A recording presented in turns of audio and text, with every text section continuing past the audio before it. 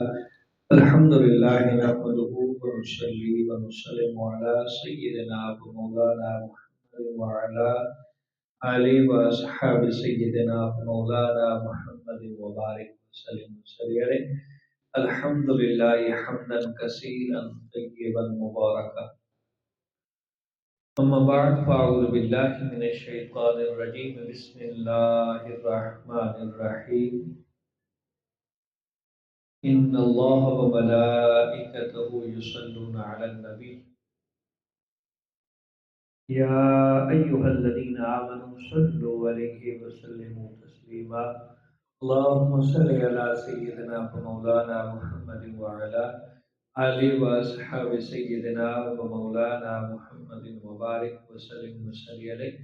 الصلاة والسلام عليك يا رسول الله وعلى آلك وأصحابك يا حبيب الله. والصلاة والسلام عليك يا شفيع المذنبين وعلى آلك وأصحابك يا رحمة للعالمين. بعد از حمد و ثنا نہایت ہی واجب الاحترام دوستوں، بزرگوں، عزیز ساتھیوں، جمعۃ المبارک کے بابرکت باسعادت دن کے اندر میں اور آپ اللہ رب العزت کی پسندیدہ جگہ مسجد میں جمع ہیں. دعا گو ہوں مالک لم یزل ہم سب کا یہاں آنا، مل بیٹھنا، ذکر اذکار کرنا، سننا سنانا اپنی پاک بارگاہ کے اندر منظور و مقبول فرمائے. بعد از حمد و ثنا، آج جو میرا موضوع سخن ہے وہ ہے کرامات صحابہ. آج کے اس دور کے اندر کیونکہ پرفتن دور ہے، خصوصاً لوگ مذہبی لوگوں پہ بڑی طعن و تشنیع کرتے ہیں اور لوگ ایسے پیدا ہو رہے ہیں کہ جو کرامات اور معجزات کا انکار کرتے ہیں. معجزات ان کا تعلق انبیاء و رسول کے ساتھ ہوتا ہے کہ انبیاء و رسول کے ہاتھ پہ خرق عادت جو چیز ظاہر ہوتی ہے عمومی اعتبار میں وہ ناممکن ہوتی ہے، لیکن نبی کے ہاتھ پہ اس چیز کا اظہار اور ممکن ہو جاتی ہے تو اس سے معجزہ کہتے ہیں. اسی طرح خرق عادت اللہ کے کسی ولی کے ہاتھ پہ ظاہر ہوتی ہے تو اسے کرامت کہتے ہیں. جہاں عقل یہ پہچان بھی نہ کر سکے بلکہ عقل وہاں پہنچ نہ سکے، علم بھی وہاں نہ پہنچ سکے، تو ایسی چیز کے عقل عاجز آ جائے اور وہ ظاہر ہو رہی ہو اولیاء کرام کے ہاتھ پہ تو اسے کرامت کہتے ہیں. امت محمدیہ علیہ تحیت و ثنا آپ کے امت محمدیہ کے اندر سب سے پہلے جو اولیاء ولی کاملین ہیں وہ سرکار کریم علیہ الصلوۃ والسلام کے صحابہ و اہل بیت ہیں، اور ان سے کرامات کا ظہور کثرت کے ساتھ ہوا ہے. کتب حدیث کے اندر آتا ہے، کتب سیرت کے اندر بھی ان کا وجود ملتا ہے. شومیہ قسمت یہ ہے کہ آج کا نوجوان صرف سوشل میڈیا تک محدود رہ گیا ہے. وہ کہتا ہے کہ جی یہ کرامات آج کے دور کے اندر کیوں نہیں ظاہر ہوتی، تو لہذا کرامات کا وجود بھی نہیں ہے. حالانکہ کرامات کا سرے سے کرامات کا انکار کرنا یہ قرآن کا انکار کرنا آتا ہے. قرآن نے بہت ساری کرامات کا ذکر کیا ہے، جس طرح حضرت سلیمان علیہ السلام کے صحابی ہیں، آپ کے بارگاہ کے اندر بیٹھنے والے شخص حضرت آصف بن برخیہ کے حوالے سے آتا ہے، پورے قرآن کے اندر موجود ہے کہ انہوں نے آپ کے صرف کہنے پہ ایک آنکھ جھپکنے سے پہلے تخت بلقیس کو حضرت سلیمان علیہ السلام کی بارگاہ میں پیش کر دیا، اور یہ قرآن نے بیان کیا. اسی طرح حضرت مریم سلام اللہ علیہا جو حضرت عیسیٰ روح اللہ علیہ السلام کی والدہ محترمہ ہیں، وہ بھی ولیہ ہیں، تو ان کے حجرہ مبارک کے اندر جب بھی لواحقین جاتے تھے تو ان کے حجرے کے اندر قرآن گواہ ہے کہ تازہ پھل موجود ہوا کرتے تھے۔ تو یہ قرآن نے کرامات باقاعدہ طور پہ ذکر کی ہیں۔ آج ہم نے جو گفتگو کرنی ہے وہ ہے سرکار کریم علیہ الصلوۃ والسلام کے صحابہ کی کرامات۔ لوگ کہتے ہیں کہ جی یہ آج کے لوگوں نے ولیوں کی طرف، ہاں ہم بھی کہتے ہیں کہ جھوٹی کرامات یہ مناسب نہیں۔ لوگ اپنی طرف سے بنا کے پیش کر دیتے ہیں کہ فلاں بزرگ کی یہ کرامت ہے اور اس کی تحقیق کوئی نہیں کرتا۔ لیکن یہ جو آج میں موضوع لے کے آیا تھا تو اس میں احادیث کی کتابوں کے اندر جو کرامات صحابہ موجود ہیں ان میں سے چند ایک کا ذکر آپ کے سامنے کرنے کی کوشش کروں گا۔ پہلی جو چیز کرامت کے حوالے سے سیدنا صدیق اکبر رضی اللہ تعالیٰ عنہ کے حوالے سے آتی ہے، یہ کرامت سیدنا صدیق اکبر کی صحیح بخاری کے اندر موجود ہے۔ صحیح بخاری کا مقام ہے، قرآن کے بعد کسی کتاب کا اگر مقام ہے تو وہ صحیح بخاری ہے۔ اب قرآن کے بعد مستند ترین کتاب جو ہے وہ بخاری ہے، اسی بخاری کے اندر سیدنا صدیق اکبر رضی اللہ تعالیٰ عنہ کی کرامت موجود ہے۔ یہ صحیح بخاری کی حدیث نمبر 6141 ہے، 6141 حدیث نمبر ہے کہ سیدنا صدیق اکبر رضی اللہ تعالیٰ عنہ کے مہمان آ گئے، آپ نے اپنے مہمانوں کو گھر میں بٹھایا اور سرکار کریم علیہ السلام کی بارگاہ میں تشریف لے گئے۔ بڑی طویل حدیث ہے۔ جب واپس آئے تو آپ نے اہل خانہ سے پوچھا کہ مہمانوں کو کچھ کھلایا ہے؟ تو اہل خانہ نے کہا نہیں، ہم نے تو کچھ نہیں کھلایا۔ تو سیدنا صدیق اکبر اس پہ ناراض ہوئے کہ تم نے کیوں نہیں کھلایا؟ فرمایا انہیں کھانا کھلاؤ۔ تو مہمان کہتے ہیں ہم قسم اٹھاتے ہیں کہ جب تک آپ ہمارے ساتھ بیٹھ کے نہیں کھانا کھائیں گے ہم کھانا نہیں کھائیں گے۔ اب کھانا تھوڑا سا کھانا ہے، وہ کھانے کی مقدار تھوڑی ہے، لیکن حضرت عبد الرحمن بن ابی بکر وہ فرماتے ہیں کہ جب مہمانوں کے سامنے کھانا رکھا گیا، ساتھ میں سیدنا صدیق اکبر بھی کھا رہے ہیں، کھانے کی مقدار بڑھ رہی ہے۔ اب چاہیے تو یہ تھا کہ نوالے اگر وہاں سے توڑے جاتے کھائے جاتے تو وہ کھانے کی مقدار کم ہو جاتی، لیکن صحیح بخاری کی روایت ہے کہ جو مہمان اور سیدنا صدیق اکبر کھانا کھا رہے تھے کھانے کی مقدار بڑھ رہی تھی، اور اتنی بڑی مہمانوں نے کھایا، گھر والوں نے کھایا۔ حضرت عبد الرحمن بن ابی بکر جو حضرت ابو بکر صدیق رضی اللہ تعالیٰ عنہ کے لخت جگر ہیں، وہ اسی کھانے کو نبی کریم علیہ الصلوۃ والسلام کی بارگاہ میں پیش کر رہے۔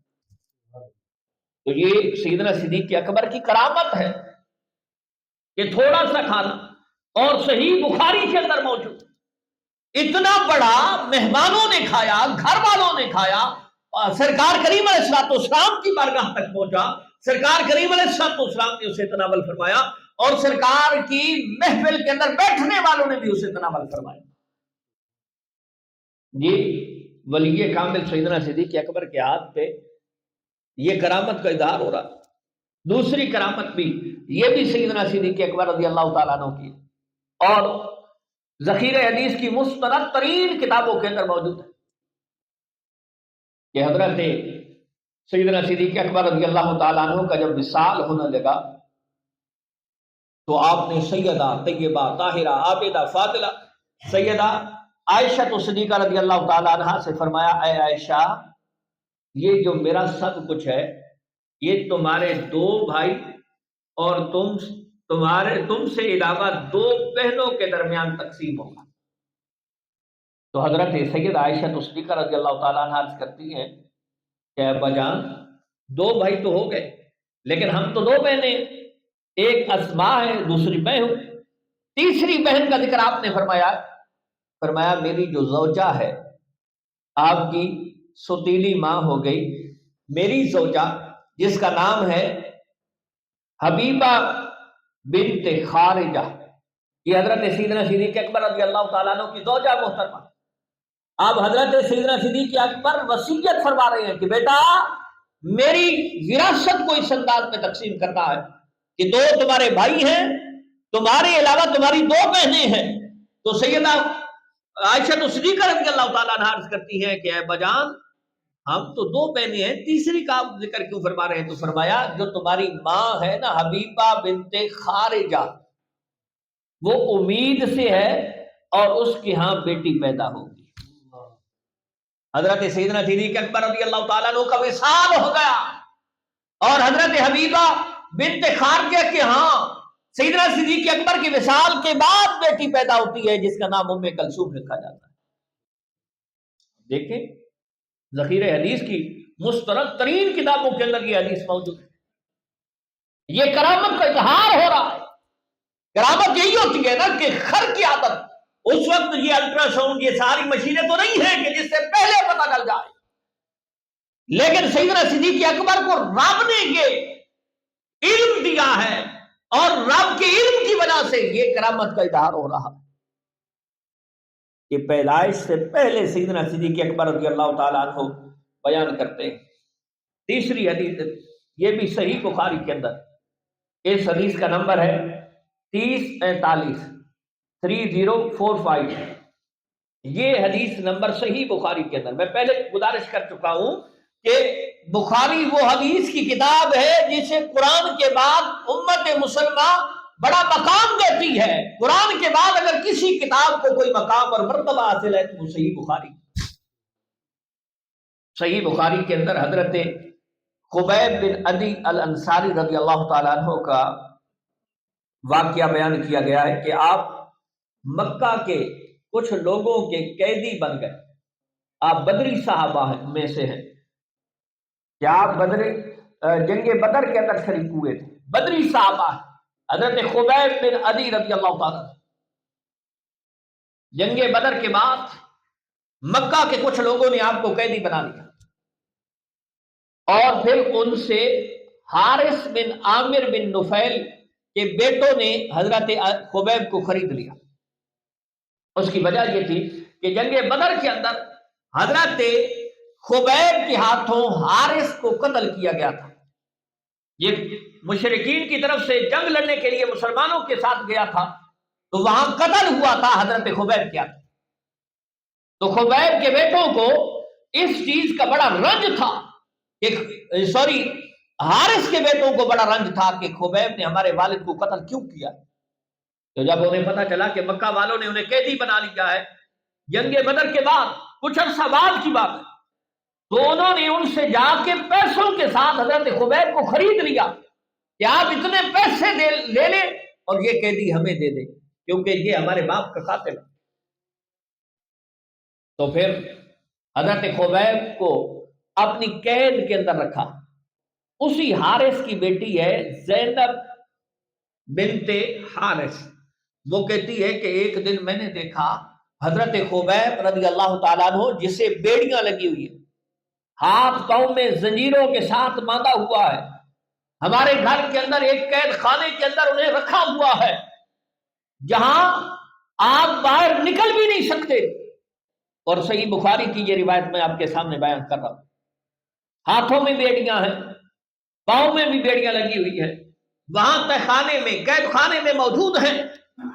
وہ زینب بنت حارث کہتی ہیں کہ ایک دن میں نے دیکھا کہ حضرت خبیب انگور کے گچھے ان کے ہاتھ میں ہیں اور انگور کھا رہے ہیں۔ ذرا بولیے سبحان اللہ۔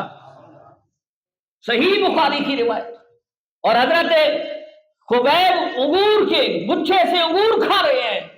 وہ زینب کہتی ہے کہ اس وقت اس انگور کے پھل کا مکہ کے اندر کوئی موسم ہی نہیں تھا، بے موسمہ پھل حضرت خبیب کھا رہے ہیں۔ اور یہ کون ہیں؟ یہ میرے مصطفیٰ کے صحابی ہیں، یہ امت محمدیہ کے ولی ہیں۔ ان کے ہاتھ پہ رب تعالیٰ کس طرح کرامات کا اظہار فرما رہا ہے، جو کہتے ہیں کہ جی دیکھیں کرامت کوئی چیز ہی نہیں ہے، یہ لوگوں نے اپنی طرف سے بنا کے پیش کر دی ہے۔ اب ان بخاری کی روایتوں کا انکار کر دو گے۔ یہ ہمارا نوجوان کیونکہ اپنی ذخیرہ احادیث کو پڑھتا نہیں ہے، اسے پتہ ہی نہیں چلتا کہ یار یہ چیزیں تو ابتدا ہی سے ثابت ہے۔ اب حضرت خبیب رضی اللہ تعالیٰ عنہ کی میں نے پہلے اس کا باقاعدہ طور پہ حوالہ پیش کر دیا۔ اسی طرح مسند احمد اور بہت ساری اور کتابوں کے اندر بھی موجود ہے۔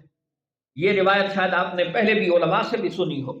مسند احمد کی روایت ہے کہ ایک دن حضرت امیر عمر رضی اللہ تعالیٰ عنہ مسجد نبی کے اندر خطبہ ارشاد فرما رہے ہیں، توجہ رہے میری سے، مسجد نبی کے اندر خطبہ ارشاد فرما رہے ہیں، لیکن خطبہ ارشاد فرماتے فرماتے ایک جملہ اس گفتگو سے ہٹ کے ارشاد فرمایا ہے، فرمایا یا ساریۃ الجبل، اے ساریہ پہاڑ کی آڑ لے لے، اے ساریہ یا ساریۃ الجبل، یہ پہاڑ کی آڑ لے لے۔ مستند ترین کتابوں کے اندر موجود یہ واقعہ۔ اب حضرت ساریہ کہاں پہ ہیں؟ کوئی سامنے نہیں بیٹھے ہوئے، مسجد سے باہر مدینہ طیبہ کے اندر کسی اور جگہ پہ نہیں ہے، نہیں، حضرت ساریہ عراق کے مقام پہ لشکر لے کے جنگ کر رہے ہیں، لشکر کے سپاہ سالار ہیں۔ اب مجھے بتاؤ کہ مدینہ طیبہ سے عراق کا مقام کتنا فاصلہ ہے، عراق کتنا دور ہے؟ حضرت عمر فاروق رضی اللہ تعالیٰ عنہ میرے مصطفیٰ کے صحابی ہیں، میرے مصطفیٰ کے دربار سے پڑھے ہوئے ہیں، میرے مصطفیٰ کریم علیہ السلام کی فیض یافتہ ہیں۔ آپ مدینہ طیبہ کے اندر مسجد نبی کے اندر کھڑے ہو کے فرما رہے ہیں یا ساریۃ الجبل، اے ساریہ پہاڑ کی آڑ لے لے۔ اب دیکھیں کہ میں ایک گفتگو کر رہا ہوں، اس گفتگو سے نہ سیاق سے نہ سباق سے کوئی جملہ ملتا جلتا بھی نہیں ہے، اور میں ایک ایسا جملہ کہہ دیتا ہوں۔ آپ بعد جمعہ پوچھیں جناب آپ نے یہ جملہ کہا، اس کا آپ کی گفتگو کے ساتھ تو کوئی تعلق نہیں۔ اب حضرت عمر فاروق نے جب یہ جملہ کہا، سننے والے بھی حیران ہیں کہ جہاں ساریہ ہے نہیں، یہ سرکار کریم علیہ السلام کے یہ بھی ساتھی ہیں حضرت ساریہ، اور پھر حضرت ساریہ کو سیدنا عمر فاروق رضی اللہ تعالیٰ عنہ فرما رہے ہیں کہ اے ساریہ پہاڑ کی آڑ لے لے، پہاڑ کی آڑ لے لے۔ کئی مہینوں کے بعد جب حضرت ساریہ آئے تو لوگوں نے پوچھا اے ساریہ فلاں دن فلاں وقت اس ٹائم حضرت عمر فاروق رضی اللہ تعالیٰ عنہ نے یہ جملے کہے تھے۔ حضرت ساریہ فرماتے ہیں ہاں میں نے ایسے سنے تھے جس طرح میرے کان کے اندر کوئی کہہ رہا، ذرا بولو سبحان اللہ۔ اب نگاہ فاروقی جو دیکھیے کہ کتنے دور عراق کے مقام پہ حضرت ساریہ جنگ لڑ رہی ہے، لیکن حضرت عمر فاروق کو رب کائنات نے یہ طاقت دی ہے کہ یہاں مسجد نبی کے اندر کھڑے ہو کے وہاں عراق کے مقام کو دیکھ رہے ہیں اور صورت حال کو بھی دیکھ رہے ہیں، ساتھ میں یہ مشورہ بھی دے رہے ہیں کہ اے ساریہ پہاڑ کی آڑ لے۔ اور پھر حضرت ساریہ بھی جانتے کہ اتنے دور کسی نے مشورہ دیا اور اس مشورے کو قبول بھی کیا۔ اب دیکھنے والے کی کرامت دیکھیے کہ اتنے دور دیکھ رہا ہے اور یہاں سے بول رہا ہے، کوئی ٹیلی فون نہیں ہے، کوئی فیکس نہیں ہے، کوئی اور مشین بھی نہیں ہے، لیکن یہاں سے بولتا ہے۔ حضرت ساریہ وہاں سے سنتے ہیں، سنتے بھی ہیں اور سن کے اس کو قبول بھی کرتے ہیں، اس میں عمل بھی کرتے ہیں۔ اب یہ کرامت ہے، دیکھنے والے کی بھی کرامت ہے، بولنے والے کی بھی کرامت ہے، اور پھر سننے والے کی بھی کرامت ہے۔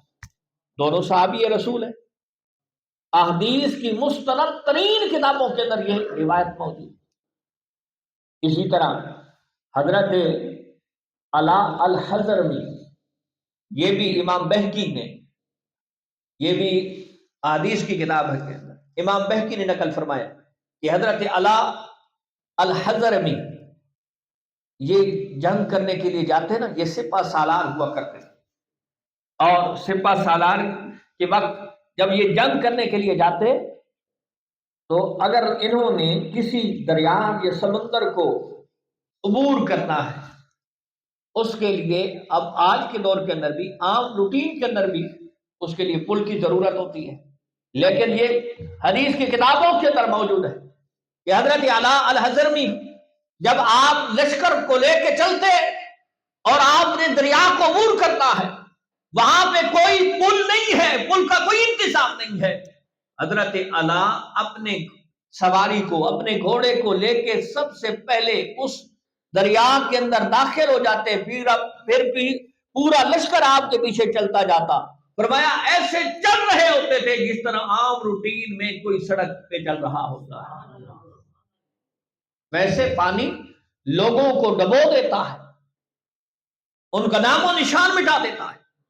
لیکن حضرت علا کی یہ کرامت ہے کہ وہ سمندر ہو یا دریا ہو، اس سے آپ اپنی سواری سے بھی نہیں اترتے تھے، اسی طرح آپ چلتے جاتے، پورا لشکر آپ کے پیچھے چلتا جاتا۔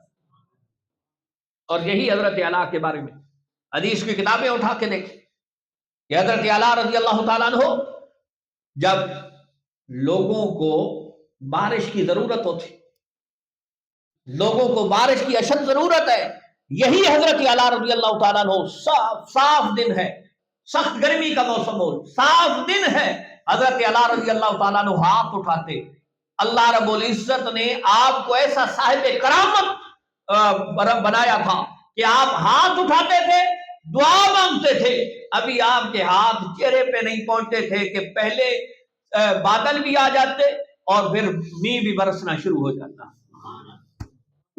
یہ حدیث کی کتابوں کے اندر موجود۔ اور پھر یہاں بارش کی بات آئی ہے تو صحیح مسلم کی ایک اور روایت میں بیان کر دیتا۔ صحیح مسلم کے اندر آتا ہے کہ ایک صحابی ہے، وہ فرماتے ہیں میں نے بادلوں کی آواز سنی۔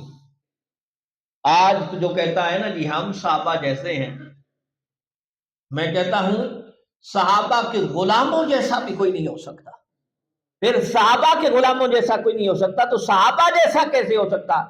پھر جب صحابہ جیسا کوئی نہیں ہو سکتا تو جس کی نگاہ کے صدقے میں، جس کے فیض کے صدقے میں صحابہ کو یہ مقام ملا ہے، اس مصطفیٰ جیسے کیسے کوئی ہو سکتا ہے؟ تو وہ صحابی کہتے ہیں کہ میں نے بادل کے اندر آواز سنی۔ یہ بادل آتے ہیں، آپ میں سے کوئی آج کی اس ترقی یافتہ دور کے اندر کوئی سائنسدان یہ نہیں کہہ سکتا کہ بادل میں سے آواز نکلی ہے اور اس آواز کو میں نے سنا ہے، بادل یہ کہہ رہے تھے۔ یہ صحیح مسلم کی روایت ہے، حوالے کا میں ذمہ دار ہوں۔ صحابی کہتے ہیں کہ میں نے بادل کی آواز سنی کہ بادل باقیوں کو یہ پیغام دے رہا تھا، یہ حکم دے رہا تھا کہ چلو فلاں جگہ پہ فلاں شخص کی زمین کو سیراب کرو۔ اب یہاں یہ جو کرامت والی بات ہے کہ بادل کہہ رہے ہیں کہ فلاں شخص کی زمین کو سیراب کرو، اور اس صحیح مسلم کی اس روایت کے اندر مزید وضاحت بھی ہے۔ وہ صحابی کہتے ہیں کہ میں چلا، آواز سن کے میں اس شخص کو پہچانتا تھا جس کے بارے میں بادل سے آواز آ رہی تھی، تو میں چل گیا جہاں اس کی زمین تھی، وہاں بارش برس رہی ہے، اس کی زمین کو سیراب کیا جا رہا ہے۔ تو وہ شخص موجود تھا، میں نے کہا جناب آپ کون سا عمل کرتے ہیں کہ بادلوں میں سے میں نے آواز سنی ہے کہ اسپیشلی آپ کی زمین کو سیراب کرنے کے لیے آئے ہیں؟ اس نے کہا یہ بھی ہمارے لیے ایک سبق بھی ہے۔ اس نے کہا میں اور کوئی عمل نہیں کرتا، بس میری یہ زمین جو ہے یہاں سے جو پیداوار ہوتی ہے اس کے میں 3 حصے کرتا ہوں، ایک غربا کے اندر تقسیم کر دیتا ہوں، ایک اپنے استعمال میں لے آتا ہوں، تیسرا حصہ پھر رکھ دیتا ہوں کہ اسی کے اندر پھر بوؤں گا، کاشت کروں گا۔ میرا یہ عمل ہے، میرے خیال میں اسی عمل ہی کی وجہ سے اللہ رب العزت کا فضل و احسان ہوتا ہے کہ میری اس زمین پہ جب بھی ضرورت پڑتی ہے بارش ہو جاتی ہے۔ اور پھر یہی اگر آسمان کی باتیں، یہ بھی میرے سامنے صحیح مسلم کی روایت، اور ابن تیمیہ جسے ہمارے دوسرے دوست احباب بھی بڑی محبتوں کا جس کے ساتھ اظہار کرتے ہیں، محبتوں سے پیش آتے ہیں، انہوں نے اپنے مجموع الفتاوی کے اندر لکھا کہ حضرت عمران بن حسین، یہ نبی علیہ الصلوۃ والسلام کے صحابی ہیں، حضرت عمران بن حسین کے گھر پہ صبح بھی اللہ کے فرشتے اترتے تھے، شام کو بھی اللہ کے فرشتے اترتے تھے جو ان پہ سلام کیا کرتے تھے۔ اور ایک تابعی ہے، وہ کہتے ہیں میں نے 30 سال تک اپنے کانوں سے سنا ہے کہ بندہ نظر نہیں آتا تھا، لیکن 30 سال تک میں نے اپنے کانوں سے سنا ہے کہ فرشتے نازل ہو کے حضرت عمران بن حسین پہ درود پڑھ رہے ہیں، سلام پڑھ رہے ہیں۔ یہ کرامات نہیں ہے. لوگ کہتے ہیں جی یہ دیکھیں یہ لوگوں کی بنائی ہوئی چیزیں ہیں. آپ کسی شخص کی بات کو رد کر سکتے ہیں لیکن ان حدیثوں کو رد کیسے کریں؟ ان حدیثوں کے اندر جو چیزیں واضح ہو چکی ہیں ان کا رد آپ کیسے کر سکیں گے؟ اسی طرح آخری بات اور پھر گفتگو کو آپ سے بیٹھتے ہیں. بہت ساری چیزیں ہمارے سامنے تھی. یہ جو بات ہے نا خصوصاً یہ کرامت یہ سننے والی بھی ہے اور اسے دل کی تختی پہ لکھ کے لے جاؤ اور جو اس کے مخالف ہیں انہیں جا کے سناؤ کہ یہ امام بہقی نے اسے نقل کیا ہے اور حافظ ابن کثیر نے شمائل الرسول کی ان کی کتاب ہے اس کے اندر بھی نقل کیا ہے. اس حدیث کے راوی ہیں حضرت انس بن مالک رضی اللہ تعالیٰ. حضرت انس بن مالک فرماتے ہیں کہ ہم اصحاب صفہ جو تھے یہ بیٹھے ہوئے تھے. ایک مکہ سے عورت آئی اور اس کے ساتھ ایک جوان بیٹا بھی تھا. وہ نبی کریم علیہ السلام کی بارگاہ میں آتے. ان دنوں کے اندر کچھ وبا چل رہی تھی تو اس وبا کی وجہ سے اس عورت کا جو جوان بیٹا تھا وہ بیمار ہو گیا. بیمار ہونے کے بعد اس جوان کی ڈیتھ ہو جاتی ہے, وہ فوت ہو جاتا ہے. تو حضرت انس فرماتے ہیں کہ نبی کریم علیہ السلام نے خود اپنے دست مبارک سے اس جوان کی آنکھوں کو بند کیا اور صحابہ کو حکم فرمایا کہ اس کی تجہیز و تکفین کا انتظام کرو. جب تجہیز و تکفین ہو گئی تو نبی کریم علیہ السلام نے یہ بھی دفن کرنے لگے, قبر کے قریب لے گئے تھے کہ دفن کرنے لگے تو میرے مصطفیٰ نے فرمایا کہ جاؤ اس کی ماں کو تو بتاؤ. یہ حضرت انس رضی اللہ تعالیٰ عنہ روایت کرنے والے ہیں. امام بہقی نے اسے نقل کیا ہے. حافظ ابن کثیر جسے دوسرے دوست احباب جو کرامات کے سب سے بڑے منکر ہیں, حافظ ابن کثیر نے اسے اپنی کتاب شمائل الرسول میں لکھا ہے. حضرت انس فرماتے ہیں اس کی ماں آئی تو رونے لگ گئی. اب لازمی بات ہے کہ ماں ہو پھر جوان بیٹا ہو پھر مسافری کا دور ہو, یہ مکہ سے آئی تھی مکہ کی رہنے والی تھی تو وہ درد بھری آواز میں رو رہی اور پھر اس نے کہا اے باری تعالیٰ میں کیسے واپس جاؤں گی, میں مشرکین کا سامنا کیسے کروں گی, میں تجھ پہ تیرے رسول پہ اور میری ذات پہ جو دان و تشریح ہوگا میں اسے کیسے برداشت کر سکوں گی. مولا مجھے ایسی مصیبت میں مبتلا نہ فرما. میں صرف حدیث کی کتابوں سے نکال کے آپ کے سامنے رکھ رہا ہوں. اتنا ذمہ میرا ہے کہ حدیث کی کتابوں سے نکال کے آپ کے سامنے رکھنا میرا ذمہ. حضرت انس فرماتے ہیں کہ وہ رو رہی ہے, رب تعالیٰ کی بارگاہ میں عرض کر رہی ہے مولا مجھے ایسی مصیبت میں مبتلا نہ فرما کہ پھر مشرکین مجھ پہ اور تیرے حبیب پہ اور تیری ذات پہ دان و تشریح کریں گے جو مجھ سے برداشت نہیں ہو سکے گا. حضرت انس فرماتے ہیں اس نے جب یہ جملے کہے وہ نوجوان کہ جسے کفن پہنا چکے ہیں ہم, جسے قبر کے قریب لا چکے ہیں ہم, حضرت انس بن مالک فرماتے ہیں جب اس نے یہ آواز کہی تو اس جوان کے پہلے پاؤں ہلتے ہیں پھر وہ اپنے چہرے سے کپڑے کو ہٹاتا ہے اور اٹھ کے بیٹھ جاتا ہے. وہ اٹھ کے بیٹھ گیا. اب میں یہاں ایک عقیدے کی بات بھی کرتا چلوں. وہ عقیدے کی بات کیا ہے کہ آج ہمارا شہر بھی اس وبا کے اندر مبتلا ہو چکا ہے. یہ لوگ کہتے ہیں کہ نبی نعوذ باللہ من ذالک چلا گیا, اسے کوئی حیات ہی نہیں ہے, انہیں کوئی پتہ نہیں ہے نعوذ باللہ من ذالک کہ وہ مردہ ہو چکے ہیں, ان کی کوئی حیات ہی نہیں ہے. میں کہتا ہوں ظالمو تم نبی کی بات کرتے ہو, یہاں تو نبی کا ایک صحابی ہے جس کی ماں رب سے دعا کر رہی ہے اور وہ اٹھ کے بیٹھ رہا ہے. اسی طرح اور بھی بہت ساری حدیث کی کتابوں کے اندر موجود ہے. ایک صحابی ہیں جن کا وصال ہو گیا جنگ کے دوران. حضرت خالد بن ولید کو خواب میں ملتے ہیں. اب توجہ کیجئے گا, فوت ہو گئے, شہید ہو گئے. حضرت خالد بن ولید جو سپہ سالار ہیں ان کے خواب کے اندر ملے اور کہنے لگے کہ میری جو زرہ تھی, جو لوہے کا لباس میں نے پہنا ہوا تھا, وہ مخالفوں نے نہیں اتارا, اپنے لشکر میں سے فلاں شخص نے اتارا اور پھر اتار کے فلاں جو قافلے کے پیچھے سواریاں بٹھانے کی جگہ ہے وہاں اس نے رکھا ہے اپنی سواری کے ساتھ، اور اس کے اوپر جو سواری پہ اونٹ پہ پالان رکھا جاتا ہے اس کو رکھ دیا ہے، اور اس کے اوپر دیگچی کو رکھ دیا ہے۔ یہ بھی حدیث کی کتابوں کے اندر موجود ہے۔ توجہ کیجیے گا، وہ شہید ہو چکا ہے۔ شہید ہونے کے بعد وہ کہہ رہا ہے کہ میرا جو لباس تھا، جسے زرہ کہتے ہیں، لوہے کا لباس، وہ کسی اور نے نہیں، فلاں شخص نے اتارا ہے۔ اچھا رکھا کہاں ہے؟ فلاں جگہ پہ رکھا ہے۔ اس کی نشانی یہ ہے کہ اس کے اوپر پلان ہے، اور پلان کے اوپر دیگچی پڑی ہوئی ہے۔ حضرت خالد بن ولید اٹھتے ہیں اور اس کی بتائی ہوئی جگہ پہ پہنچتے ہیں، اس کی زرہ موجود ہوتی ہے۔ اب توجہ رہے کہ وہی شخص خواب میں بتا رہا ہے، اور اس سے اگلی بات بھی کہتا ہے میرے اوپر فلاں فلاں بندوں کا قرض ہے، میری وہ زرہ اٹھاؤ، بازار کے اندر بیچ دو، بیچنے کے بعد فلاں فلاں شخص کو میری طرف سے میرا قرض ادا کر۔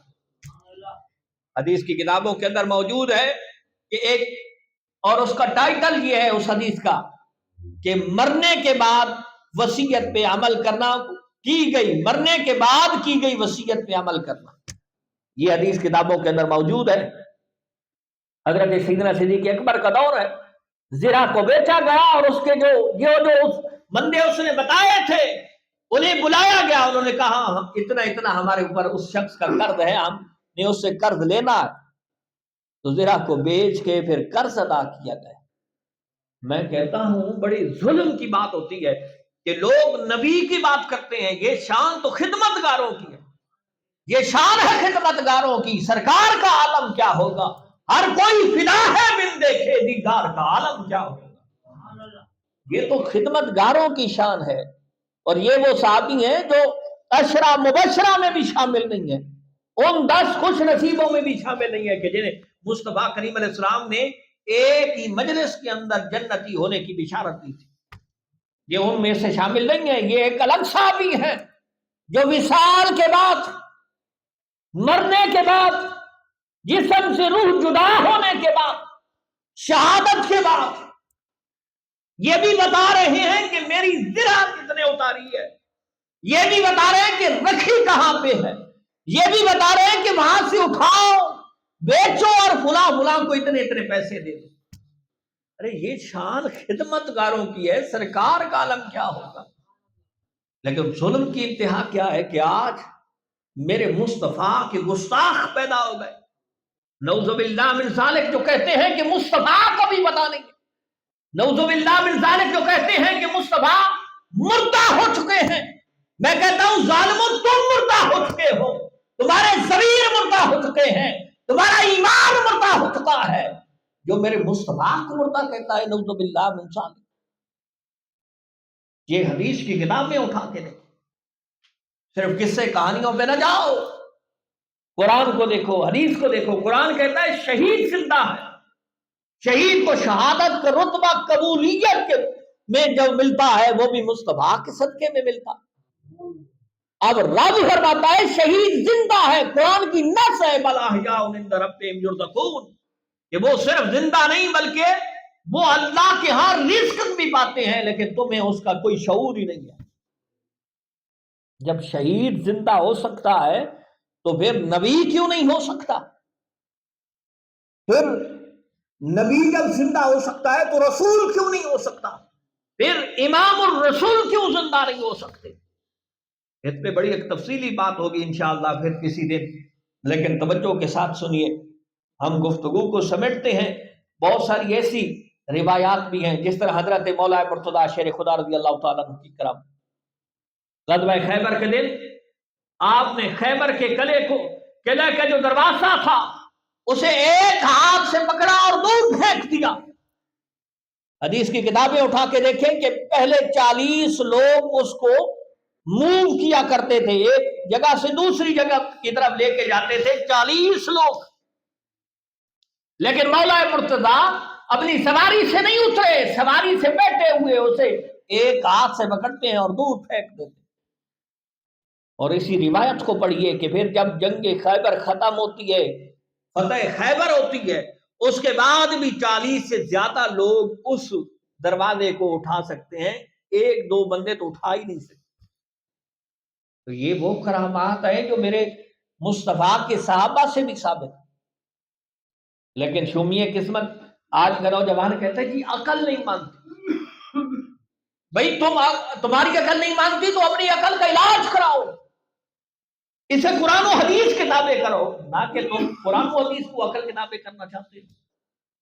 اللہ کریم ہم سب کو نبی کریم علیہ الصلوۃ والسلام کے صحابہ، نبی کریم علیہ الصلوۃ والسلام کی اہل بیت، نبی کریم علیہ الصلوۃ والسلام کی دین، نبی کریم علیہ الصلوۃ والسلام کی تعلیمات سے صحیح معنوں میں محبت کرنے کی توفیق عطا فرمائے، اور یہ زندگی اسلام والی زندگی اور ایمان والی موت نصیب فرمائے۔ اور یاد رہے، اگر دل کے اندر محبت رسول نہیں تو یہ زندگی بھی برباد ہے اور آخرت بھی برباد ہے۔ تو خود بھی اور اپنی اولادوں کو بھی محبت رسول لازمی سکھاؤ۔ سبحان ربک رب العزت عما یصفون وسلام علی المرسلین والحمد للہ۔